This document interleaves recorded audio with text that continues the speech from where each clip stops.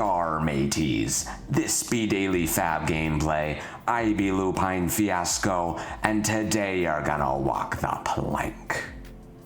I'm kidding, we're not gonna do anything that exciting. No, we're playing Flesh and Blood.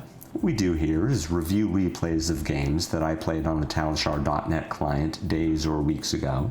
After enough time has passed that I lose my bias and can more objectively judge the quality of my games. I'll talk through turn cycles and give my thoughts on the lines I would take now, compared to the lines I took then at the time of recording. We either learn from my mistakes or reinforce good play patterns with the overall goal of tightening and optimizing our gameplay in the future to take down paper events and walk away with that shiny cardboard. If you haven't already done so, please consider subscribing to my channel. It's the best free way to support me and to make sure that you see every new upload from Daily FaB Gameplay in your video feed. You'll find a Fabry link to the deck list I'm playing here in the video description below. You'll also find a link to my Patreon page. Subscribers can get access to matchup guides for all of my tournament-winning deck lists and weekly bonus content including draft reviews and deck techs. Want to tighten and optimize your gameplay in real life? Use my affiliate link in the video description to buy your very own Codex journal, and be sure to use code LUPINE10, that's LUPINE10, at checkout to receive 10% off your order. Finally, Daily FaB Gameplay is brought to you in part by Hemel from The Bazaar. It's never been more affordable to play in the Flesh and Blood. Players have been buying the cards they need from Hemel for years. I started buying from him in 2023 and have never found a better deal. The Bazaar's prices are the lowest for singles, full sets, and class sets, including new releases. High Seas singles and more are available now and ship both domestically and internationally. Message Hemel on Blue Sky, Discord, email, or Twitter to see what he can do for you. Now, let's get into it.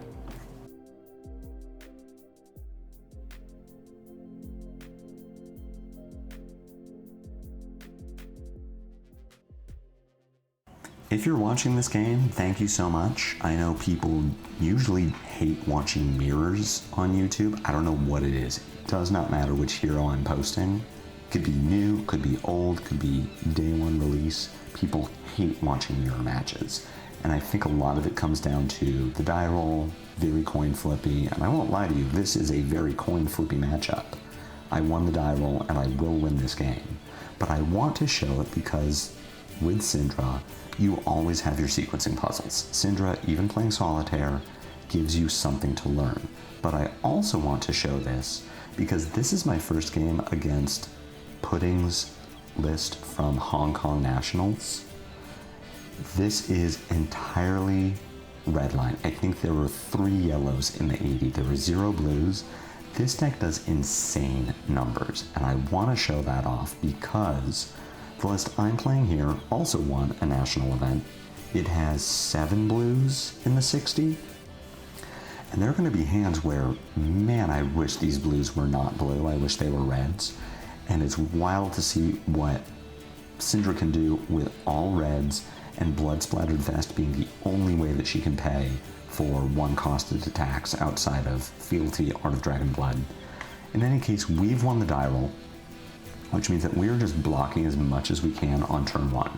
The Brand with Cinderclaw will block with Conceal Blade. That is the worst card in our hand, given that we have Brand with Cinderclaw to turn on Art of Dragon Blood, which then lets us play Demonstrate Devotion for free. This hand does not need a blue to function, so that is what we will block with first. Ravenous Rabble attacks for 4. At this point we will put 2/2 blocks in front. We get Flicked. Cannot stop that. Vest is going to be used to pay for Demonstrate Devotion. This is a Mask of Momentum trigger, so I do need to put Flight Path in front of this in order to prevent the draw, unless Cindra has Ancestral Empowerment.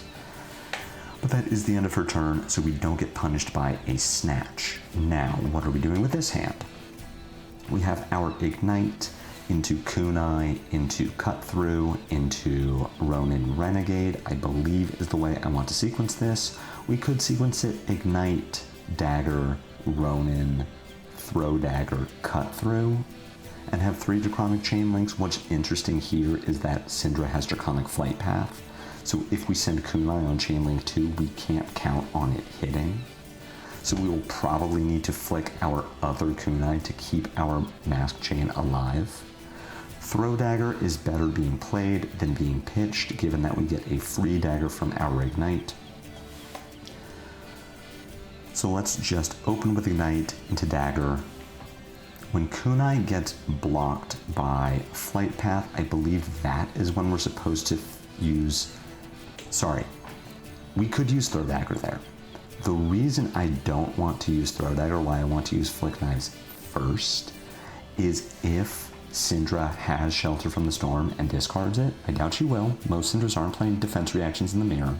But if she has Shelter there, we can respond to the Shelter discard by playing Throw Dagger, targeting the same Kunai that we already targeted with Flick Knives.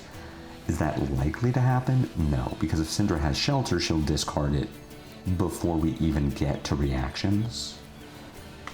And that being the case, I think this was actually a mistake. We were just supposed to play Throw Dagger. At this point, Cut Through doesn't make sense to me. I think it should have been Ronin Renegade to bait a block, because Cindra will not give us 2 cards to prevent a draw here. But if we send Ronin Renegade, we bait her into giving us a 3 block, and if she gives us a 3 block, then we play Throw Dagger, we draw a card, we keep our momentum chain alive, and Cut Through comes in for 4. Now we can Throw Dagger, we get rid of both of our daggers, we'll be able to buy our daggers back. Here's one of the problems with playing blues in your Cindra deck is sometimes Ravenous Rabble only attacks for 2, and that sucks. I am not going to Arsenal Ronin Renegade, I'm going to play it, the reason being that Cindras do play Breaking Point, and I never want to give Cindra the opportunity to Breaking Point me if I can help it. Here is where we see blues be kinda bad. If both of these blues were 3 or 4 power reds, then suddenly we're feeling much better about this hand. Now we still get our 3 points out of Concealed Blade and Dragon Power. Ignite here is really great for us because we get to Ignite into Kunai, into Ravenous Rabble, threatening Mask of Momentum with only 2 cards. So we don't need our blues, we can use them to try and prevent our opponent's Mask of Momentum chain, which we are successful in doing. We have successfully turned off Mask of Momentum. Without an Ignite, or in this case, Wrath of Retribution, Cindra is unable to threaten Mask of Momentum again now, because she has the Wrath, which pays for a dagger, which then generates a resource to pay for Art of Dragon Fire. Cindra is going to be able to get the Mask of Momentum trigger. I'm not going to block Dragon Fire here. We just take a bunch of damage and give her a draw. And then we will threaten 8 damage of our own off of a 2-card hand, Ignite into Dagger, into hopefully Rabble for 4, Flick. Probably not buying back our dagger, though if we do get our momentum chain and Rabble draws a Draconic card, then we can get there. Do we want to flick a dagger in order to keep our momentum chain alive? The upside of doing so is momentum is alive. The downside of doing so is that we will not have daggers. So if we flick this remaining kunai, Rabble hits, and we draw something that isn't Draconic. We draw a Snatch, draw Demonstrate Devotion, or Hunt the Hunter that we can't play because I don't know that we should use Blood Splattered Vest to make a resource. Then we start our turn with no daggers, and that is potentially very bad. But I do think that it's worth flicking here to get our Mask of Momentum value, because I think this is also wrong. I think arsenaling that Rabble is a mistake. So we should have flicked to keep momentum alive, and then what's interesting is we see we would have gotten punished. We would have drawn Ravenous Rabble, we would have played it, attacked for another 4. Cindra here probably at 13. We have our 4-card hand, and we are rewarded by drawing the Ignite as our Draconic starter, but we are punished because we don't have daggers. So the Ignite is suddenly worse because we have nothing to use the discount on without knowing what the top of our deck is. Maybe not having this Rabble in hand means that we draw Demonstrate Devotion and suddenly we're the best Flesh and Blood players, but we have no way of knowing. But I also don't like arsenaling the Rabble because now we are vulnerable to Breaking Point. We have to make the decision, are we blocking it all to try and prevent the Mask Momentum trigger? And I think the answer is no. I really don't want to give 2 cards here to stop the Blaze Headlong, let Cindra flick me, and then have to deal with the next thing anyway. So we're just signing up to take a bunch of damage. I mean, this is insane what Cindra is producing here. And our saving grace is that we have a 5-card hand. I want to talk about why I'm not going to let my opponent undo this action. And the reason is, actually let me back up because maybe they wanted to undo for a different reason. Right, so the reason I'm not letting my opponent undo here is the Snatch is new information. What they drew from this, I assume my opponent wanted to do, is use the fealty to make Snatch Draconic so that they could pitch this card in hand to activate Cindra and pick up the daggers. I guess I actually should have let them undo it. In my head, they already had 3 Draconic Chain Links, so the reason to make Snatch Draconic was to activate Flight Path, and then just play it like a head jab or whatever they drew from the top of the deck, and I thought, well, you shouldn't be allowed to do that because this is new information. If you drew Blaze Headlong, absolutely you want to break Flight Path. If you drew Hunt the Hunter, you don't. But yes, they wanted to make Snatch Draconic so that they could activate Cindra by pitching this card. I should have let them do that, so that's... Sorry, Bunny Island. Sorry, Bunny Saber. That's my mistake. Let's talk about how I'm sequencing this turn. We have a lot of ground to cover with 5 cards. Leading with Ignite is correct. We lead with Ignite, we attack with Kunai of Retribution. Kunai probably does not get blocked. Cindra could give us Blood Splattered Vest, it's already gotten 2 resources, but given the nature of her deck, the fact that she's playing no blues and 1 yellow, I think that she wants the Blood Splattered Vest to pay for something, so I assume the Kunai is not going to be blocked. So we send Ignite into Kunai into Display Loyalty. Display Loyalty threatens a block. Actually, I suppose that we should, no. We're supposed to Rabble next. We Rabble so that we can flick, so that we can Display Loyalty, so that we can Ancestral the Display Loyalty. Was it right to play Rabble there?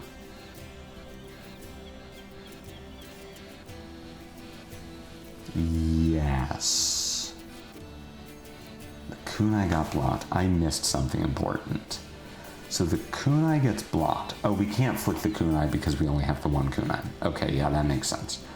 So yeah, Rabble, Display. We see an Ancestral Empowerment on top of our deck, which is insane.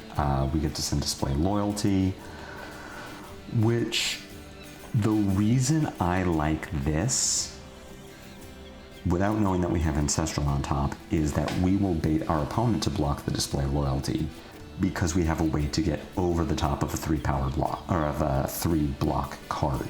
If we send Display Rabble, which is the line that makes sense, we don't have a way to get over the top of our opponent blocking 4.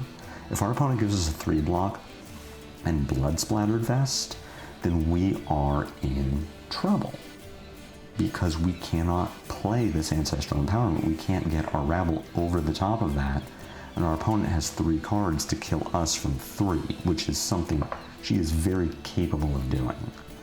Opponent blocks for 4 here, and this line is great for me. The reason I can take this line additionally, 1, because I have the Ancestral Empowerment, so I can get over if my opponent blocks 3 on Chainlink 3, but also knowing that I have Ancestral on top of my deck, I can get over block for 4, which is something that my opponent is incentivized to do. Given that they want to block with Mask of Momentum more than they want to block with Blood Splattered Vest. So we get there with double Ancestral Empowerment. We're going to draw with Mask of Momentum, and now we have an interesting decision to make. Let's get us back to here. At this point, we have not hit with a dagger, but we are going to hot on their heels, flick, deal a point of damage. Presumably, if Cindra had the Shelter from the Storm, she would have already used it. So our cut through will turn on. We are threatening 8 points of damage there. Here's what I want to do with my Blood Splattered Vest, which to this point has not been used. I want to use my Blood Splattered Vest 3 times. I want to use it when I flick. I want to pay for my next kunai, use my Blood Splattered, pay for my next kunai, use Blood Splattered, use Flight Path, attack with the last kunai another time. Because if I get to deal 4 damage with 3 damage with daggers and 7 damage, no, it's 4 damage with daggers and 7 damage from hand, I am threatening lethal. I am forcing Cindra to block with something, and because I have already anticipated that she wants to use her Blood Splattered Vest to pay for a 1-cost attack, it means that her blocking with Vest is a huge deal.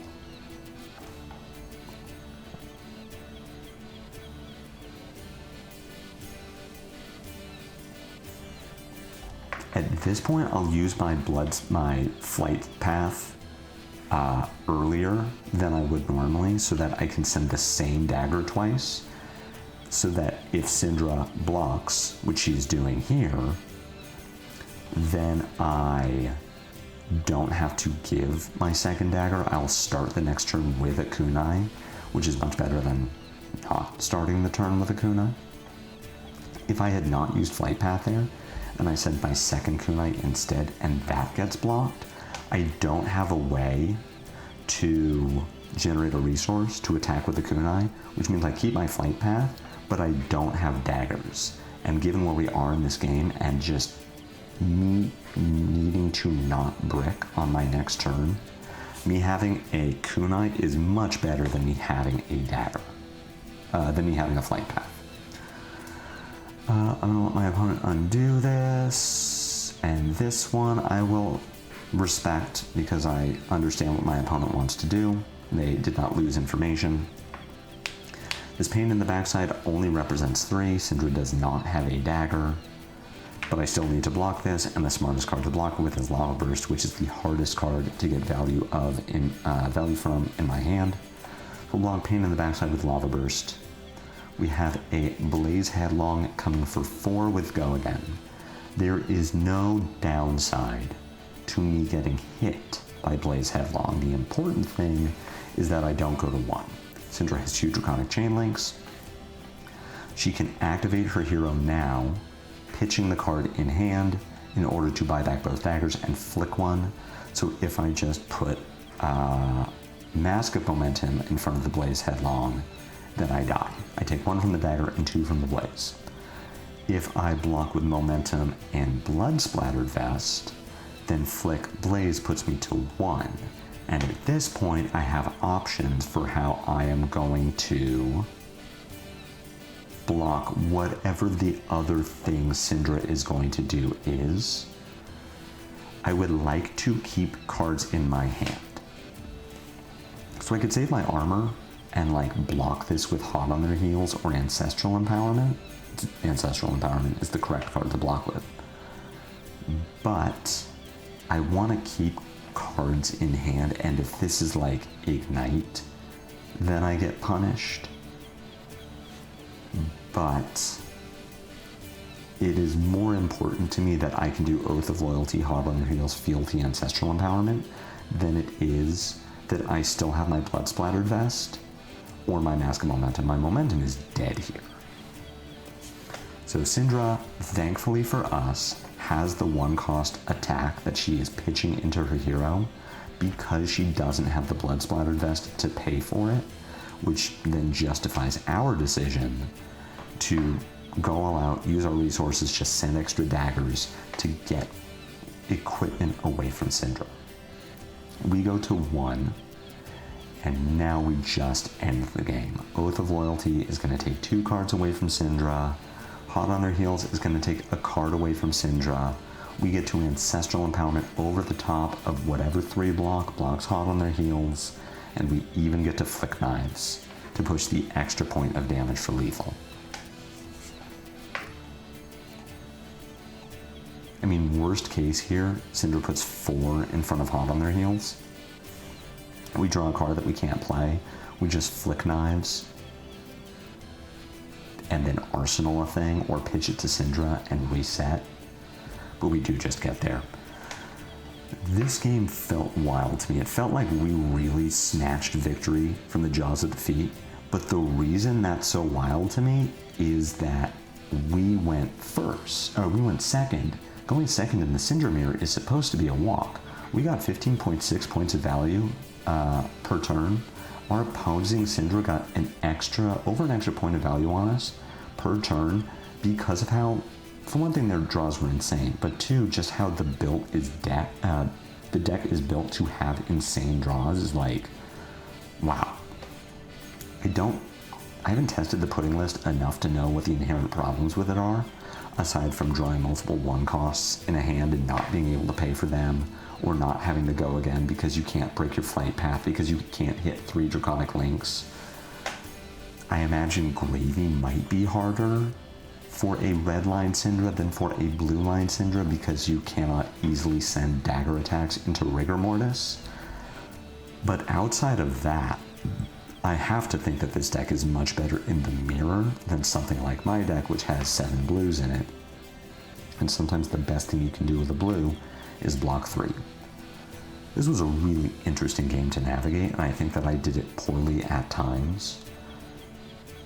But hopefully you learned something from this. I know I did. I hope you also enjoyed this game. If so, be sure to head jab that like button. My comments are always open for any questions or feedback. If you haven't already done so, please consider a YouTube subscription. It's free, it helps me out a lot. A Blue Sky, a Discord, and a Patreon, links to which are in the video description below. I hope you've been enjoying Lupinefiasco Commentates. I've enjoyed making it for you. I've got one more coming up this week, and then I'll be back from Tokyo next week to make more content for all of you. No video on Monday while I get my bearings, but until the next time I see you, take care.